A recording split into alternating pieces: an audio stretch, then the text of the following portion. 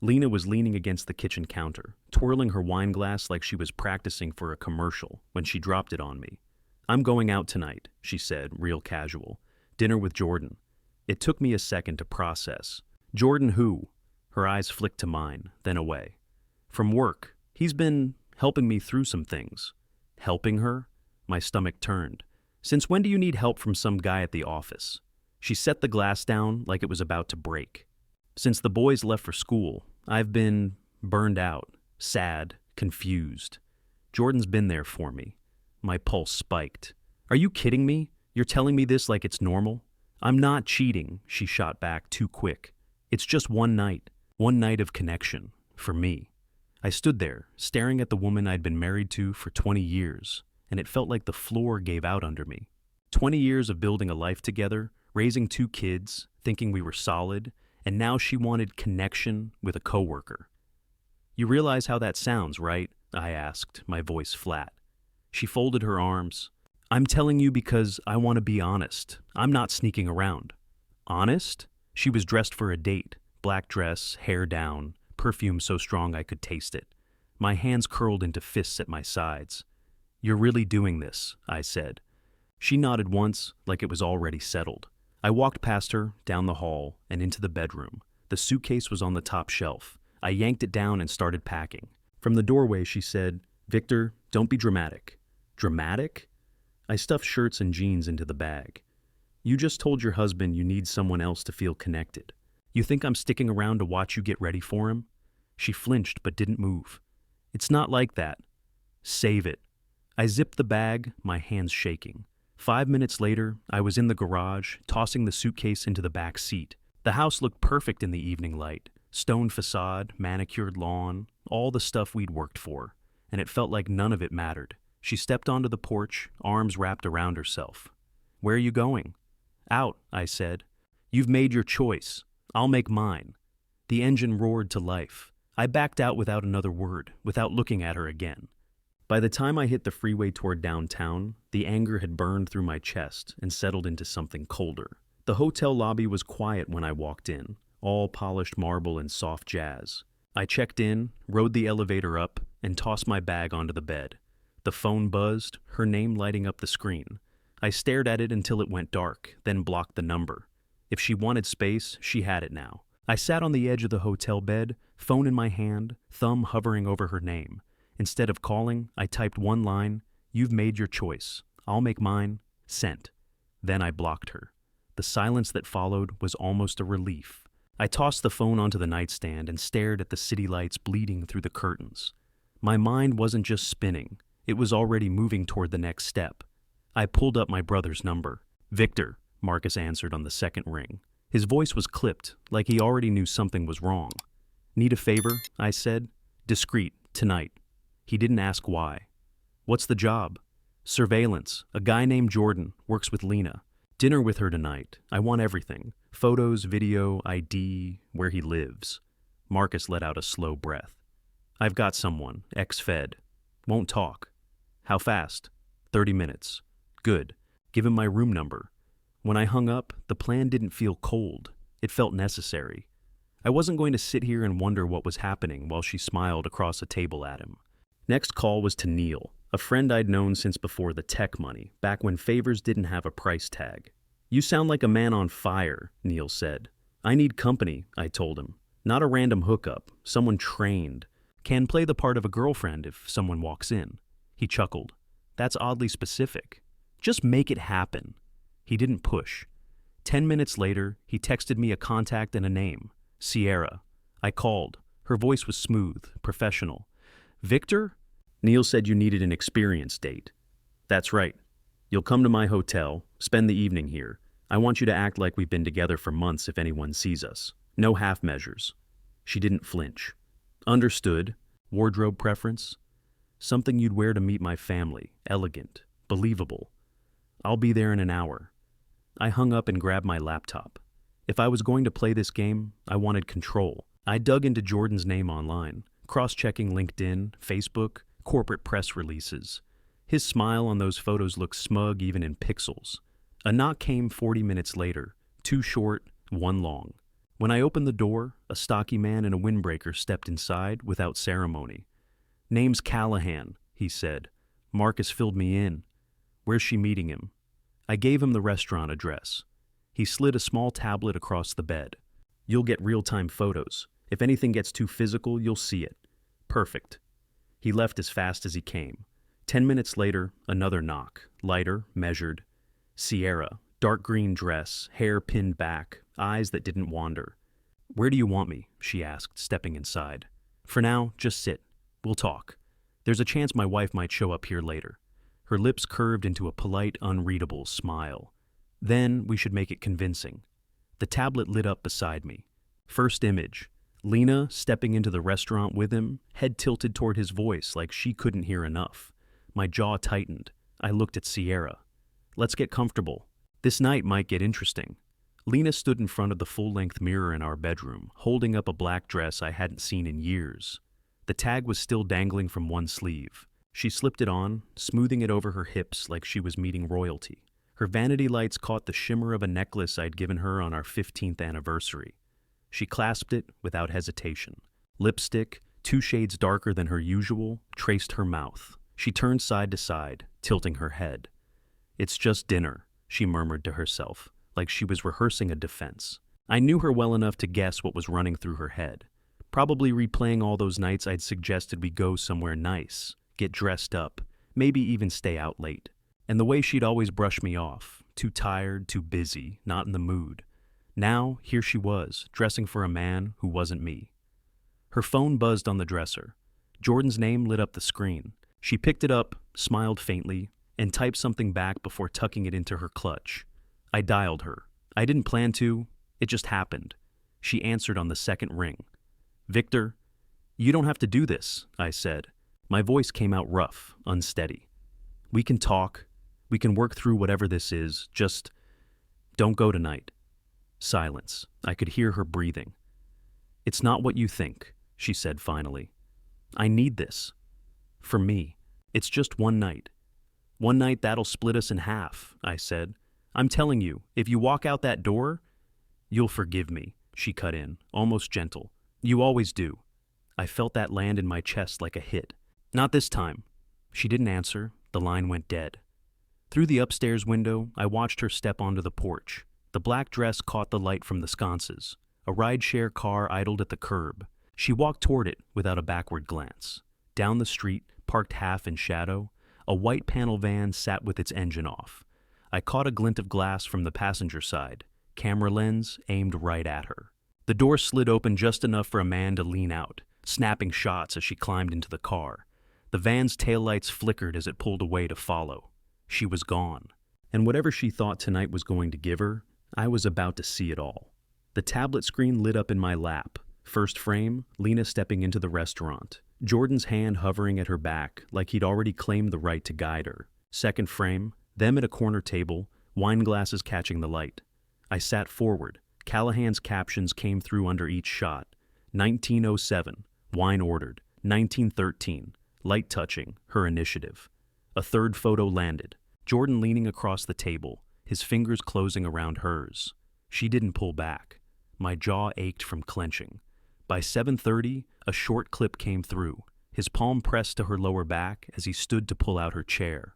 A soft kiss landed just below her ear. My grip on the tablet tightened. Sierra's voice cut in from across the room. "You're holding that thing like you're about to break it." "I might." Another update flashed, Jordan's hand over hers again, both of them smiling like they'd never had a bad day in their lives. I shut the tablet, stood, and grabbed my keys. "Going somewhere?" Sierra asked. "Yeah, field trip." The drive across town felt surgical. No music, no distractions. Callahan's feed kept pinging through my phone, but I didn't open it. I already had what I needed.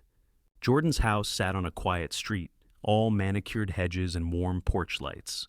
A blue sedan was in the driveway. I parked half a block down, walked up, and rang the bell. The woman who answered looked mid-30s, dark hair pulled back, casual sweater. "Evelyn?" "Yes." "I'm Victor. I think your husband's at dinner right now with my wife." Her brow creased. "I'm sorry." "What?" "Jordan, my wife Lena. Downtown, Italian place called Bella Costa." She gave a short, skeptical laugh. You must be mistaken.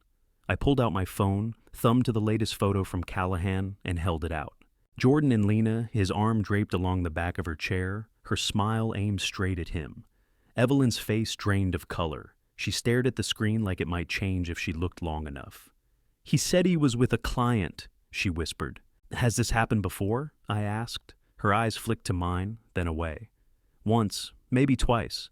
I told myself it was nothing. I stepped inside when she opened the door wider.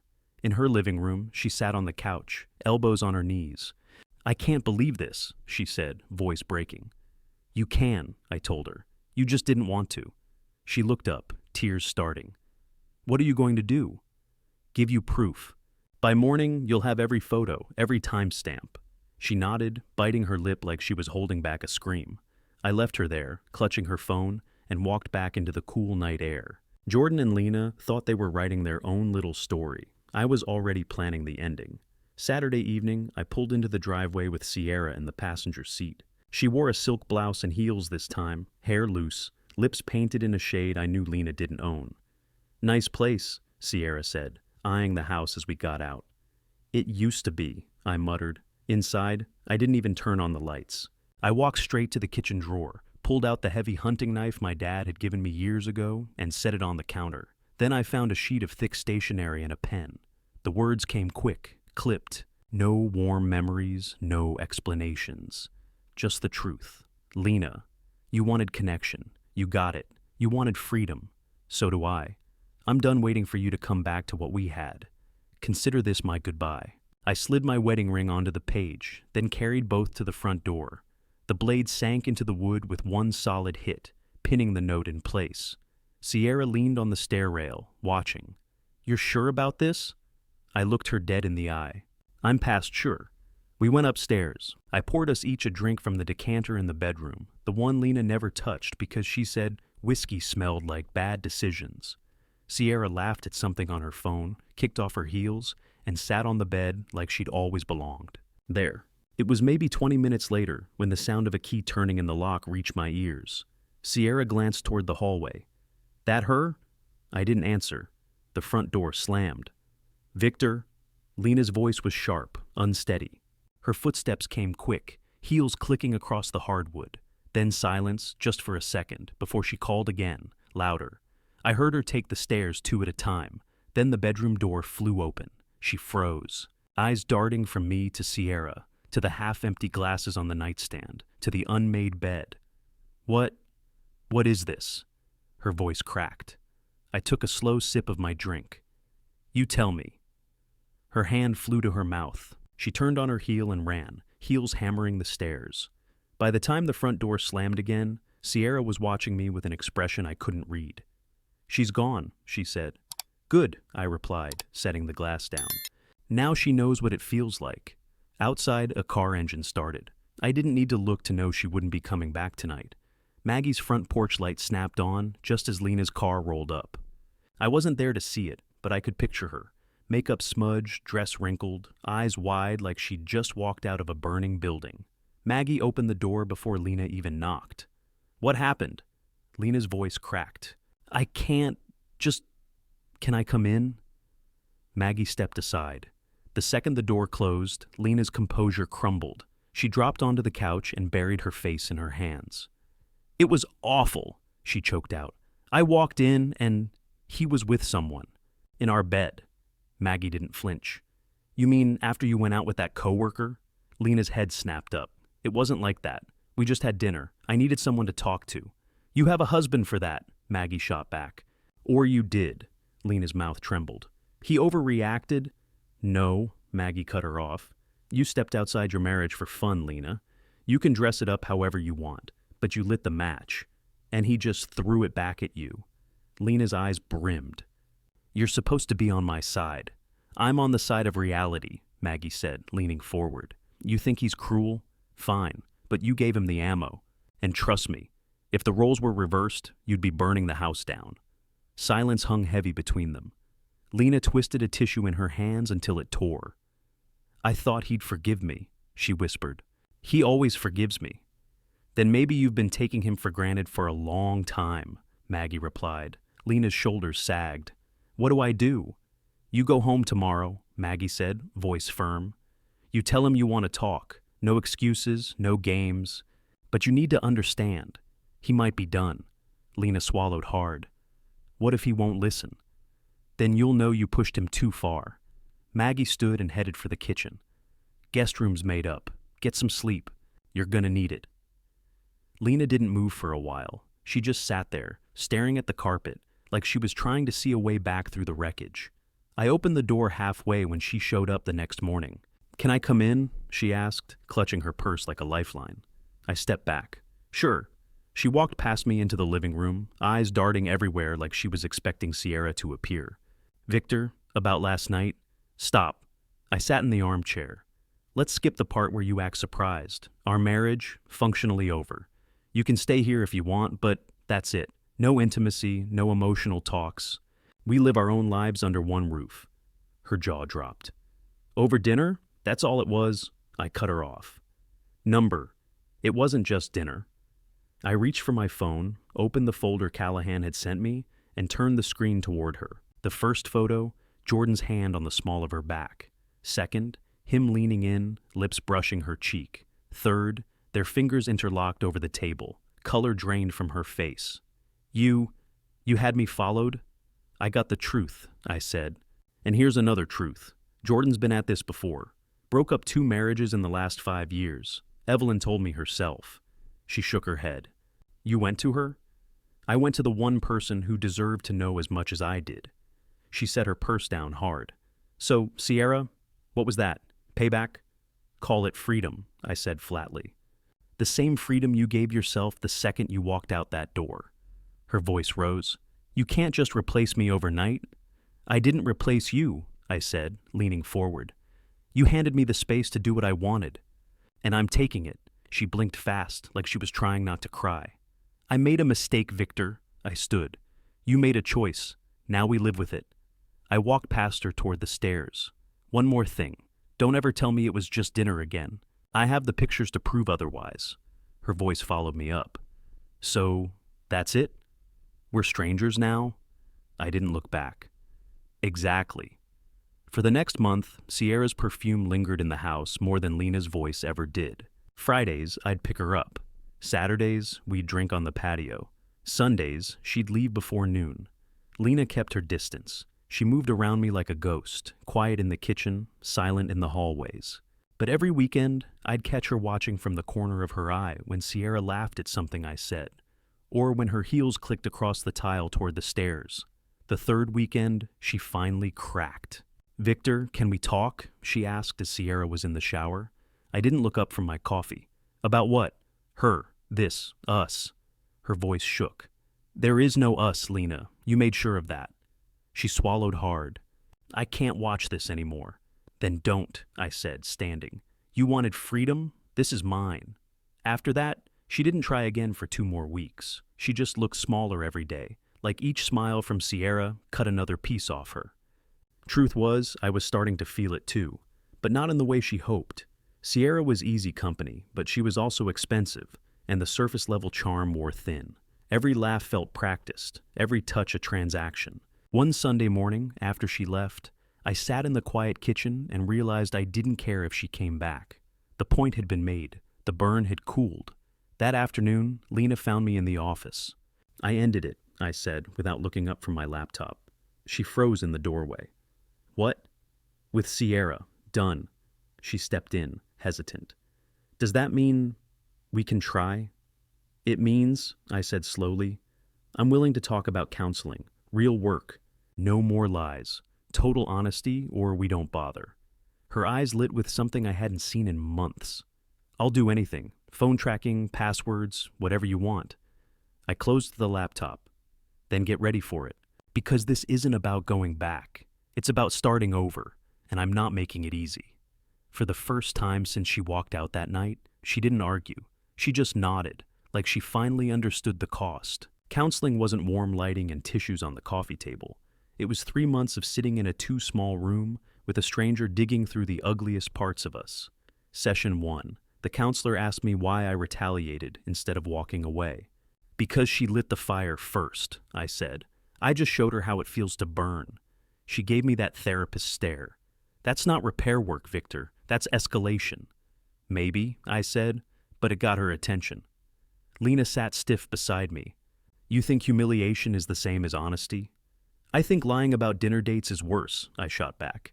It went like that for weeks, resentment ricocheting across the room. Every session was a slow peel, her admitting she'd been pulling away for years, me admitting I'd noticed but let my work distract me from it. Midway through, I laid down my terms. Phone tracking stays on, all passwords shared, post-nup signed. Lena didn't argue. Fine, I'll do it. The counselor frowned. Compliance isn't the same as trust. I'm not here for philosophy, I said. I'm here to make sure it doesn't happen again. Some sessions bled into shouting. Others ended in silence so thick it felt like we'd never find a way back. Still, small shifts started to show. She'd check in with me before going anywhere. I'd leave my phone face up on the table without thinking about it. Near the end, the counselor asked, Victor, do you see yourself forgiving her? I see myself not leaving, I said. That's as far as I'm willing to go right now. Lena's eyes watered, but she didn't push. She just nodded like she'd take whatever ground she could get. By the final session, the air between us was different. Not light, never light, but less jagged. We could talk without weaponizing every word. She signed the post-nup, handed me her phone with the tracking app installed, and promised, again, that she was done hiding anything. I walked out of that office knowing the trust was patched, not rebuilt, but patched was enough for now. I wasn't ready to hand her the whole bridge back. A year later, the house looked the same from the street, but inside, everything ran on a different current. Lena kept her promises, tracking app on, passwords shared, calendar synced. Maggie still checked in with her twice a week, uninvited, but welcome. I didn't stop her. We moved through life like two people rebuilding a bridge while still walking across it. There were good mornings with coffee on the patio, and there were nights when silence sat between us like a third person at the table. I didn't push the silence away anymore. I let it remind me. One Saturday, I ran into Evelyn at the farmer's market. She looked lighter. Jordan signed the divorce papers last month, she told me. He's renting a tiny studio over on 5th. Can't keep a job. I pictured him in that cramped space, eating takeout alone, and didn't feel the satisfaction I thought I would. Just confirmation. Later that afternoon, Lena joined me in the garage while I was working on the old bike. Ran into Evelyn, I said. Jordan's on his own now. She paused before speaking. I don't care where he is. I looked at her. Good. Keep it that way. We didn't talk about him again, but his shadow hung there, a cautionary marker of what recklessness costs. Some nights, when she'd fall asleep before me, I'd watch her breathing and think about that first night she walked out. How fast it happened, how easily it could happen again. Forgiving her wasn't a single moment. It was 100 small decisions not to pull away. I didn't forget. Not the dress, not the photos, not the sound of her voice saying she needed connection. But I'd chosen to stay, and staying meant giving her space to prove she wouldn't burn it all down again. 1 year in, we were still on the bridge, scarred wood under our feet, water rushing below, and I kept walking.